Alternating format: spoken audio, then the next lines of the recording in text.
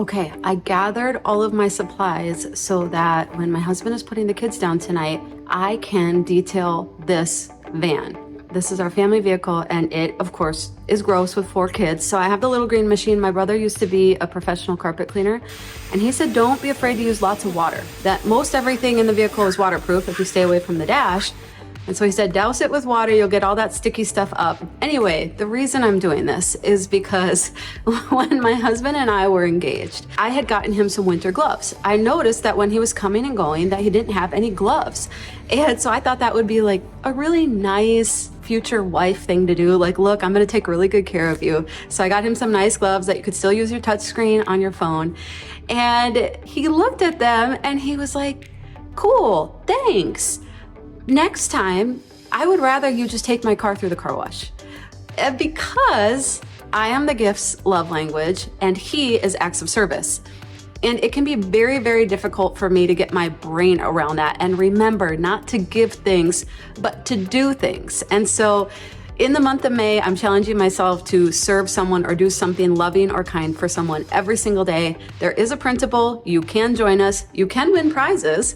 We have merch now available in the store. This says love always, always, always wins. Kind of cool, right? Or you could win yours. So go ahead, download the printable. It is not too late. Come detail the van with me, okay? And let's hang out as we love the people around us. Today, I want to focus on the people who are closest to us because has this ever happened to you? You go through a season that's really demanding. So for us, it's been the last 5 years, 6 years of having kids. I have been pregnant or recovering from being pregnant or taking care of a new baby a good portion of the last several years. And so if you've ever gone through sickness, chronic illness, a really difficult emotional period or a break in a relationship, a loss of job, just a difficult time, it's easy to become self-focused. And that's natural and normal and okay. But then you need to come out of that, right? And remember the people around you. My last 2 pregnancies were really difficult. I dealt with chronic fatigue and it was just kind of a get through it kind of season. But now that our youngest is 6 months old and everybody is starting to sleep a little better, I kind of have to pull myself out of this and be like, oh yeah, I can do more for the people around me. And during this May Serve Month, a lot of you have been so gracious, but you're like, I don't need a month to do nice things for people. I don't need someone to challenge me. Well, some of us do. I did. I needed something to break me out of these self-focused patterns that I had gotten into. So if that's you, it's okay. Here we are. Let's love and serve the people around us. Get out your little green machine or your Dyson cordless vacuum, which is awesome. Both of these I got refurbished on eBay. You get them for a lot less, but they work great. Back to loving the people around us. Sometimes we all know this. These are the people we take most for granted. So I am personally detailing our van. His car that he drives to work every day actually got scuffed. I don't know if someone brushed, kind of rubbed up against it. It's not a full-on scratch. They said they could buff it out. So I've actually scheduled his car to go in for a real detailing and exterior kind of buff job thing to make it look good. So I'm coordinating with his sister to do the swap and drop off and everything and make that happen. So I've been trying during this month to do things that are free and also along with the things that cost money as well, because you can't just spend all your money every single day either. Okay, I digress. There is some fascinating research that talks about how when we do things for other people, we feel good. In fact, they took a group of toddlers, they gave them goldfish, which most toddlers are like, mine. Those are mine, thank you. And they're not super inclined to share. However, when they asked them to share with the cute little puppet monkey, they saw that the kids were willing to give up their goldfish. And as they watched their facial expressions and body language, they noticed they felt good when they were giving to someone else. And so they've seen this pattern that there is something in our brain that registers as pleasure when we do something for someone else. Now, these researchers have concluded that this is part of our survival mechanism in our brain. It's hardwired in us to care for the people around us. We know, of course, that this is part of being the body. And it's because we're made in God's image and he is relational. And his son came and walked on this very earth, and he was human, and he knows everything we go through. I don't know if he knew exactly what it was like to have a smartphone, because that can be extremely distracting and can sometimes distract us from loving the people around us well. One thing he did know, though, he knew how to get the religious feathers ruffled, because in Mark 12 is one of the places where he gives the new law, the 2 commandments that are above all else. Love God and love your neighbor. Now, what's so interesting about this? Jesus was quoting from Leviticus. They had actually heard this about loving God before. It was part of the law. However, when it came to loving your neighbor, the letter of the law only required you to love your Jewish neighbors, the people that were the same as you. And now, all of a sudden, Jesus is turning things on its head, and he's saying, no, anybody that has flesh, anybody that has a heartbeat, they are your neighbor. They are made in my image as well. And the commandment is for you to love them as well. So Jesus said this, Mark 12, verse 30, love the Lord your God with all your heart, with all your soul, and with all your mind, and with all your strength. The second is this, love your neighbor as yourself. There is no commandment greater than these. So the idea is that we have this love for God. We participate in this relationship with him. And the natural outflow of that relationship is that we can't help but love the people around us.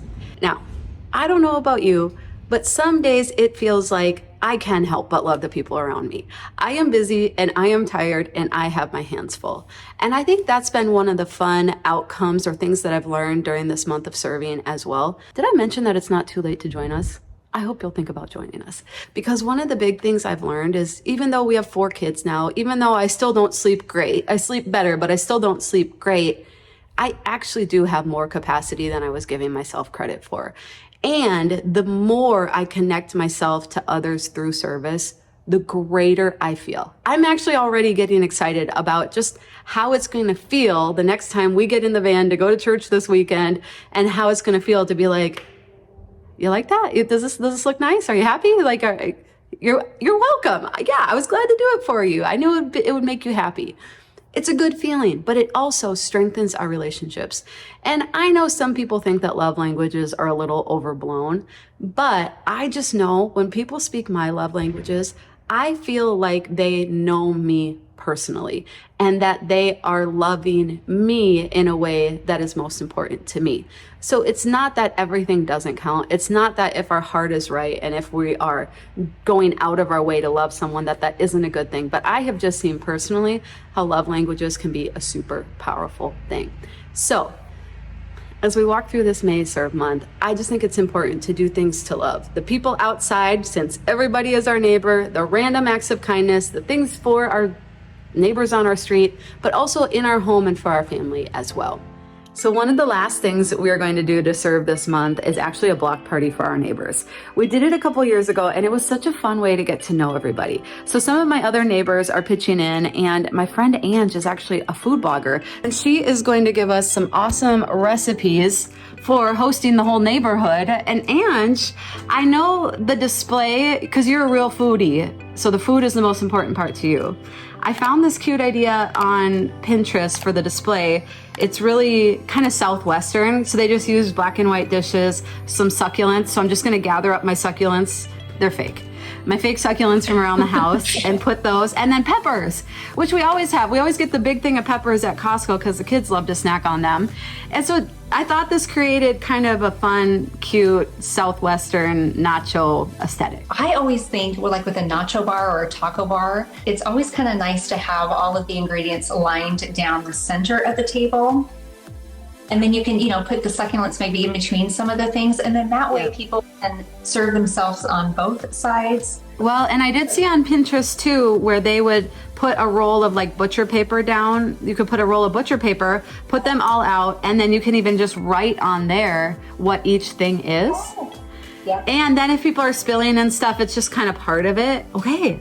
See, 2 minds are better than one. It is. And so when we approached this block party, I said, we have to keep this super simple, It's about bringing the neighbors together. I want it to be yummy, but I also know this is a work night, we have kids, and so we need to be able to just kind of mix this up and put it out. So, and we talked about doing the queso for the nacho bar, simple mix batch drink, and then an easy dessert that also we wanted all of this to be kind of handheld. This is a funny thing that happened we did this one other time. Nobody sat down. They stayed for the whole 2 hours. They stood the whole entire time. I'm going to even put the food closer to, out on the driveway, because people didn't come all the way up the driveway or the yard either. They would just get talking to someone, and I had to I'm like, there's beverages, there's food.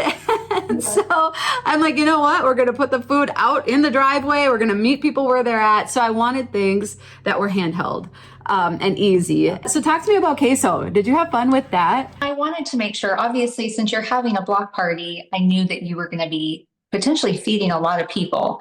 Yeah. And there's really easy quesos, and then there's quesos that require grating fresh cheese, and you got to make a roux and all that stuff. And so I wanted to come up with, something that you could kind of just dump in a slow cooker and melt it down, and it just be easy.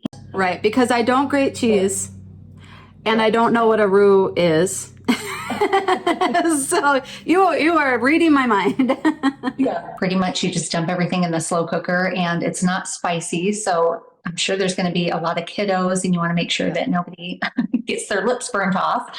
So we'll get the crock pot out there. There definitely will be kids. So good thinking on that. Did you try this with your family? What did they say? I did, and they loved it. Yeah, especially my daughter. She loves queso, especially from Chipotle or Qdoba, that kind of thing.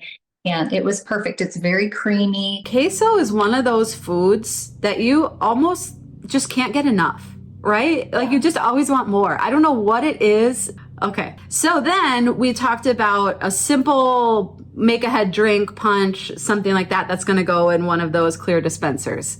I love anything lemonade, but you added a fun twist to it. Yeah, so I thought a sparkling kind of lemonade would be good. And then, of course, adding some strawberries. And the strawberries, you can use frozen or fresh. I did frozen because I don't want to have to haul the stems off and clean them.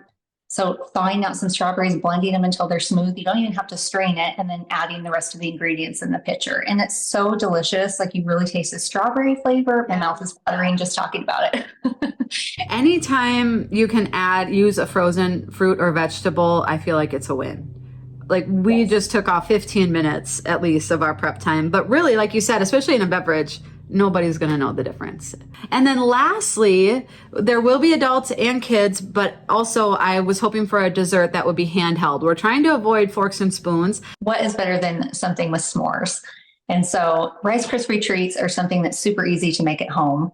Basically, I just made normal Rice Krispie treats in a pan, and then you just smear some marshmallow fluff over the top like frosting, and add some crushed graham crackers and Hershey chocolate pieces. Cut it into squares, and it's done. And it's so gooey and totally messy, but it's delicious and perfect for, you just grab a little bar and you can walk around like you're saying. It sounds like, I think it would be the perfect dessert. Right? Classic. Everybody loves Rice Krispie bars. And yeah, then that fun summer twist, it'll look a little fancy, and yes, it's perfect. Yes. All right, so we're going to link to these recipes, and you also have some of them on a YouTube video that I can link to as well. So if we pop over, what's kind of your main specialty when it comes to sharing recipes? On my YouTube channel, I feel like family-friendly dinners is kind of my thing, for sure. And like you mentioned earlier, simple ingredients, easy to cook, but still delicious using, I try to use fresh ingredients. Well, and you have a coleslaw video. How many recipes do you have using that coleslaw mix? Well, I have more than what's on that video, but there's 4 recipes on that video. Yeah. And cabbage is really good for your gut health and your overall health. So I think that's super fun. And it's easy to grab. You can keep it on hand too. It keeps really well in the fridge. And so